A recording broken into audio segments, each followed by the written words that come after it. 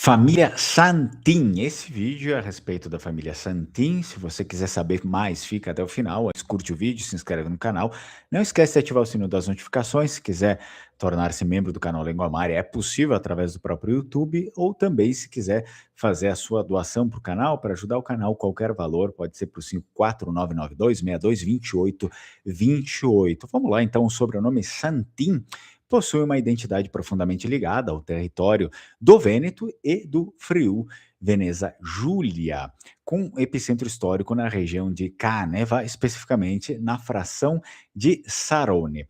Etimologicamente, o nome é um diminutivo, claro, da palavra santo, ou seja, santo, né? No entanto, na Idade Média, este epíteto raramente designava alguém de perfeição moral canônica. O termo era frequentemente atribuído a famílias que viviam em terras pertencentes a monastérios, ou a clãs que possuem a função de guardiões de santuários, também muito frequente em capelas rurais. Os santin eram os pequenos santos, isso que significa, né? Pequenos santos, não por pretensão divina, mas por proximidade com o sagrado e pela responsabilidade, muitas vezes, de proteger as passagens de rituais e geografias entre as montanhas e os próprios vales. A história da família ganha corpo de fato lá por volta de 1420, Idade Média, quando a República de Veneza, ou seja, a Nossa Sereníssima, estendia os seus territórios para o interior, formando a sua terra-firma, tentando dominar as rotas de madeira, principalmente ferro, que desciam de Câneva. Bom, vamos lá para o progenitor da família, o Giacomo. Giacomo não era um nobre de linhagem, mas um ferreiro explorador. Ele operava uma pequena forja escondida nas dobras próximas lá da própria cidade de Sarone, onde fabricava ferramentas de corte, né, tão resistentes que diziam ser capazes de fatiar o granito nas montanhas. Durante as invasões de frotas mercenárias que assolavam a região do Friul, um contingente de cavaleiros húngaros tentou flanquear o castelo de Câneva, usando propriamente as trilhas de Sarone, que eram consideradas impraticáveis naquela época pelos cavalos. Giacomo Santin, progenitor da nossa família do vídeo, sozinho, não ia conseguir, é óbvio, deter todas essas pessoas, e o castelo estava longe demais para um aviso convencional. A emoção da história reside no seu sacrifício físico. Giacomo correu descalço pelas rochas afiadas de Sarone, um trajeto que levava de fato muito tempo para ser percorrido.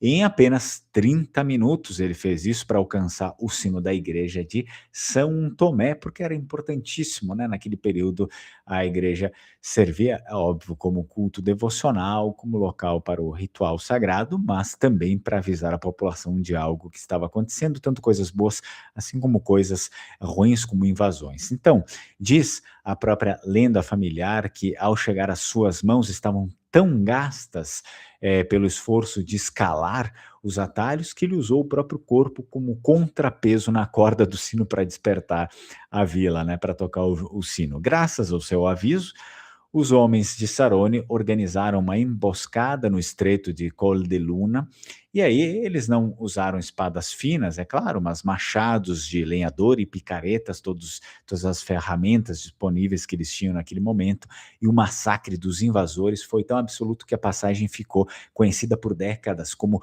o Caminho do Medo.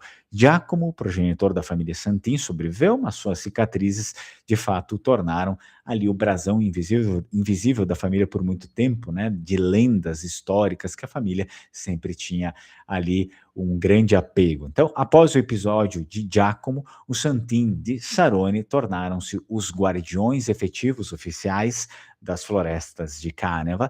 Eles eram os responsáveis por marcar as árvores que seriam transformadas nos mastros das galeras vênetas, ou seja, dos navios militares de guerra dos vênetos, que ali dominariam todo o Mediterrâneo. Isso deu aos Santin uma posição única, claro, né? Eles eram camponeses, mas detinham o conhecimento técnico da engenharia florestal e logística que o Doge da República de Veneza tanto precisava.